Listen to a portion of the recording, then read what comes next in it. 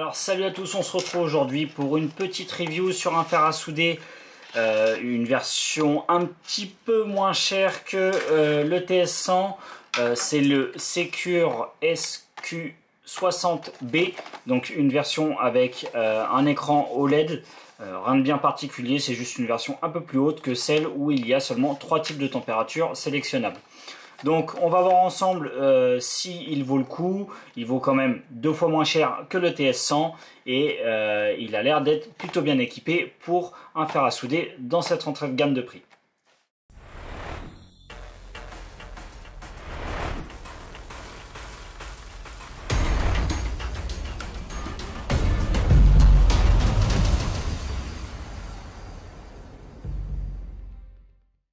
Alors tout d'abord on va faire un petit unboxing, mais surtout je voudrais faire un petit tour sur les specs au dos. Ici on voit qu'il est compatible de 12 à 24 volts, donc ça veut dire que vous pourrez vous en servir avec des LiPo 3S jusqu'à 6S. 6S pas entièrement chargé, attention parce qu'en 6S entièrement chargé on est à 25 volts. Et surtout, ce qui est important, on va le voir ensemble sur la dock, c'est qu'en 12 volts, il ne sera pas aussi rapide à chauffer qu'en 24 volts. Donc, alors, tout d'abord, pour regarder à l'intérieur, qu'est-ce qu'on a? On a tout simplement le fer à souder qui arrive démonté, si on peut dire ça comme ça. On peut voir ici qu'on a l'alimentation avec un USB-C. Ici donc le petit écran avec 2 boutons assez classiques, un bouton A, un bouton B. Je vous expliquerai la fonction ensuite. En tout cas il a l'air un peu plus robuste que le TS100 au bout. Je dis ça tout simplement parce que moi mon TS100, à force d'appuyer dessus en soudant ou en nettoyant la panne, eh bien j'ai cassé un peu le plastique. Je pense que c'est avec la chauffe, tout ça, ça a un peu fragilisé tout ce plastique. Et il a cassé un petit peu partout. Alors à savoir que je ne l'ai jamais fait tomber. Donc là voilà, il a l'air un petit peu plus robuste. Ici on a une panne et donc une seule panne. Ça je trouve ça dommage. Après pour une trentaine de dollars on peut pas demander beaucoup plus franchement. Donc c'est une panne arrondie et biseautée, donc qui vous permet de souder à plat de cette façon assez facilement. En tout cas ce sont les pannes que je préfère. Après on retrouve une dock, on va vite fait regarder la dock, on va pas s'attarder dessus. On retrouve des stickers, personnellement moi je m'en fous mais ça plaît à certains. On a une petite clé EXA pour venir démonter le fer ou y fixer la panne. On a un petit tournevis pareil EXA au choix. On a également un petit support de fer à souder quand il est chaud avec une éponge. L'éponge c'est clairement pas ce que nous on préfère. On est beaucoup plus sur ce genre de produit qui est de l'émail. Et quand vous nettoyez votre panne chaude, eh bien ça ne l'abîme pas et ça la nettoie beaucoup plus correctement. Tandis que là l'éponge, quand vous passez votre panne chaude sur une éponge humide, eh bien vous faites une sorte de choc thermique qui a tendance à venir abîmer le bout de votre panne et la faire vieillir plus rapidement. Donc ça c'est bien, mais ça va servir juste à tenir le fer quand il est chaud. Et là c'est la partie la plus intéressante, donc surtout ça c'est qu'on a déjà un câble avec un XT60. Donc ça, je sais pas si vous vous souvenez, je vous mets la petite fiche dans le TS100. On nous fournit pas tout le temps une alimentation et en plus il faut la couper pour venir y mettre un XT60 pour pouvoir s'en servir sur le terrain. L'avantage de ces petits fers à souder, c'est qu'ils sont portables, qu'on peut les emmener partout et surtout voilà, ce qu'on attend du packaging, c'est avoir un XT60 pour pouvoir le brancher à une de nos LiPo. Donc là, comme il est en USB-C et non pas en jack, vous pouvez comprendre qu'ils nous ont donné un petit adaptateur jack vers USB-C qui viendrait se brancher comme ça. Et ensuite on a juste à le brancher à une LiPo. Moi pour cette review je vais me servir donc d'une alimentation externe qui est sur le côté. Là je peux pas vous la montrer, elle est hors cadre, mais voilà, le but c'est d'avoir une alimentation externe sur le terrain en 24 volts, enfin sur le terrain non, au bureau en 24 volts, et sur le terrain vous pouvez vous en servir directement avec le câble fourni avec une LiPo. Donc ça c'est vraiment cool, on n'a pas à bricoler, c'est direct fonctionnel. Maintenant on va parler donc de la dock. La dock, qu'est-ce qu'ils nous disent? Il y a une chose qui est importante ces petites stats là. C'est-à-dire qu'en 12 volts, donc en 3S par exemple, eh bien vous n'aurez accès qu'à peu près 17 watts. Et donc un temps de chauffe beaucoup plus long. Et ici vous pouvez voir qu'en 24 volts, vous aurez accès à la puissance maximale du fer qui est de 60 watts et un temps de chauffe le plus rapide possible. Donc ça c'est un point important à prendre en compte, c'est parce que ça va déterminer quel type de lipo vous allez acheter ou utiliser pour vous servir de ce fer si vous avez besoin d'une chauffe rapide. Clairement sur le terrain on n'a pas vraiment besoin d'aller vite, ou alors on peut avoir besoin d'aller vite en course, et dans ce cas là si on veut réparer rapidement notre drone entre deux courses, eh bien pensez à utiliser une alimentation externe suffisamment puissante ou une lipo suffisamment haute, comme une 5S bien chargée ou une 6S déchargée. Pas totalement, hein, attention. Là on nous explique vite fait les réglages, nous on va survoler ça ensemble. Là vous avez un détaillé donc des pannes qui sont vendues sur le site, vous avez aussi une photo sur le site qui vous explique quel type de panne à quel nom, et ça c'est plutôt cool. Sur le TL100 c'était pas le cas au début, c'était un peu chiant de choisir la panne que l'on souhaitait avoir. Là vous avez donc carrément une photo avec les détails de chaque panne, et ça c'est sympa. Ici on a le détail de chaque pièce, donc ça je pense que si vous avez affaire au SAV, eh bien il vous suffit de donner le nom de la pièce au SAV et ils vous diront comment vous en procurer une autre en cas de casse. Donc voilà, on met ça de côté, hop, et maintenant on va passer donc à l'allumage du fer à souder, et on va surtout voir les fonctionnalités de ce fer. Alors avant ça, j'ai oublié de parler de la panne. Pour la fixer c'est simple, on tire le petit support en caoutchouc là qui permet de ne pas se faire mal aux doigts, qui est surtout plus agréable au toucher en tout cas qu'un bout de plastique rigide. Donc on met la panne, on la met en butée, on la serre à fond, et là on remonte ensuite le petit truc en caoutchouc.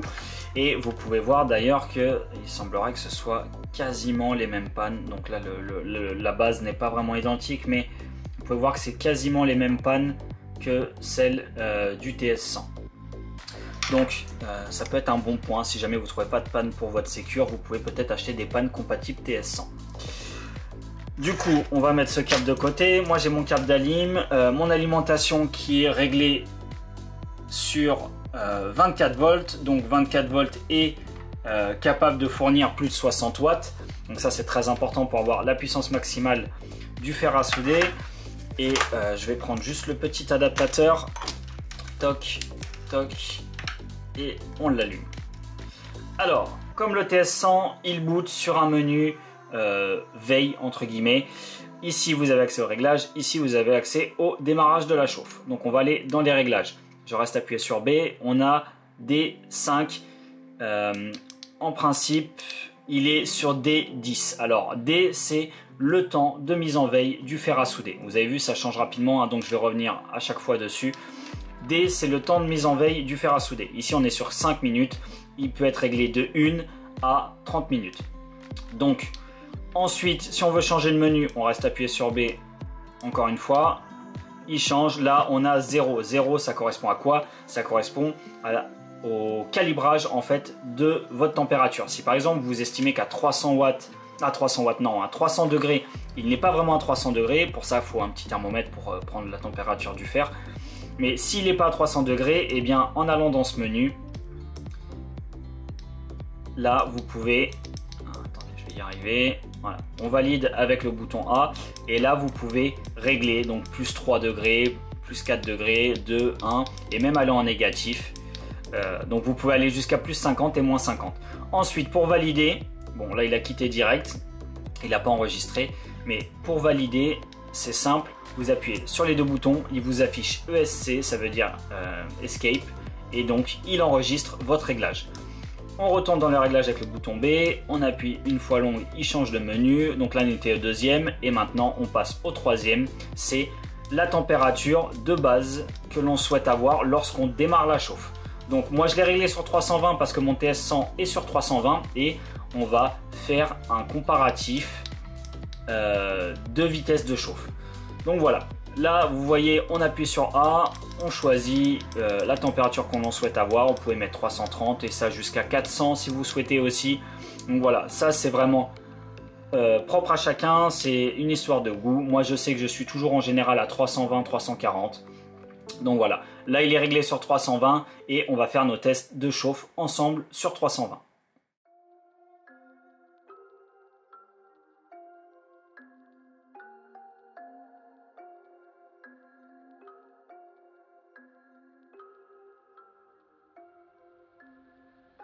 Alors voilà, vous avez pu voir que donc ce petit D60B ou même le A, ce petit Secure en tout cas D60 chauffe relativement vite. Maintenant, ce qu'il va falloir voir, c'est sur le long terme la prise en main.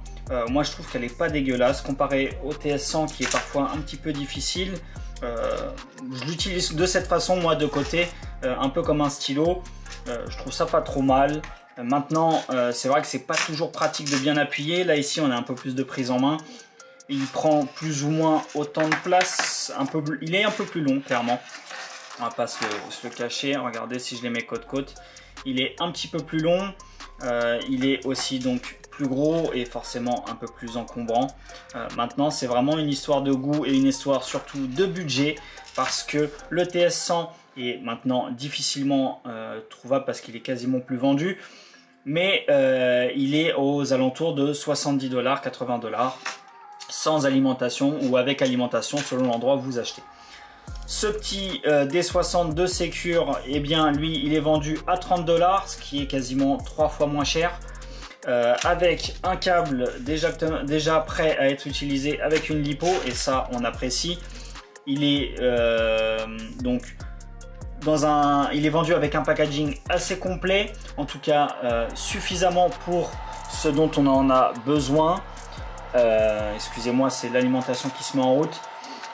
Donc voilà, maintenant ce qu'il va falloir voir, c'est est-ce que la panne va tenir aussi longtemps que celle du TS100.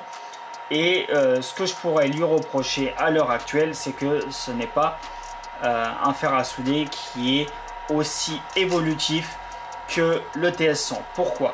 Parce que le TS100, vous avez dû voir sur internet, je vous mets même d'ailleurs les liens dans la description, on peut flasher un firmware personnalisé qui s'appelle Ralim.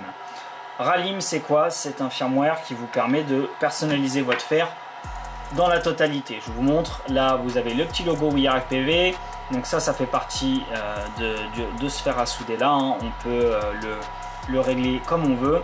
Et Ralim, c'est donc une nouvelle interface avec énormément de réglages possibles. Donc là, vous pouvez choisir le type d'alimentation, vous pouvez choisir les paramètres de soudure. Quand on rentre dedans, vous choisissez la température de boost lorsque vous appuyez sur ce bouton, le démarrage automatique à quelle température, l'incrément de l'appui long, de l'appui court, le verrouillage des boutons. Ensuite on passe dans l'autre catégorie qui est le mode veille, que vous pouvez paramétrer la température de veille, le délai de veille, l'extinction, enfin bref, je vous en passe. Il y en a un paquet, il y a un paquet de réglages et surtout un temps de chauffe accéléré. Comme vous pouvez le voir, avec Ralim, le TS100 chauffe 2 fois plus vite qu'avec le firmware d'origine.